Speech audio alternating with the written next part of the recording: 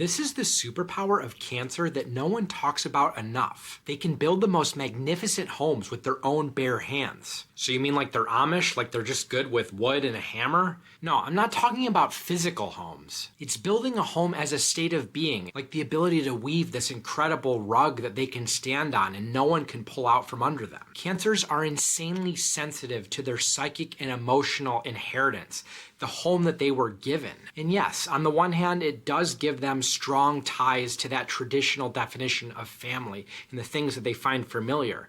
But it also gives them this ability to decide to build different, to be the disruptor that breaks the chain and decides what home really means for them. It's like, no waiter, sorry, I appreciate the effort here, but I actually didn't want ketchup on my cheeseburger. Except the ketchup is like grandma's generational trauma that she passed down, or your mom's tendency to criticize. I'm not saying all cancers come from a toxic family background. What I am saying is that cancers themselves are sort of like the auto mechanics of these subconscious dynamics that exist in their family and their sense of home. They take all that stuff apart and get dirty from it in order to understand it and learn from it. And yeah, they appreciate that 91 beat up Pontiac with a rusty muffler, but they learn to appreciate the beauty of a Ferrari and also start to accept the fact that they can have one. And the Ferrari for Cancer is learning that this idea of home is accessible no matter where they are. It's like Airbnb. Home doesn't have to be dependent on other people. Home doesn't have to be a physical place.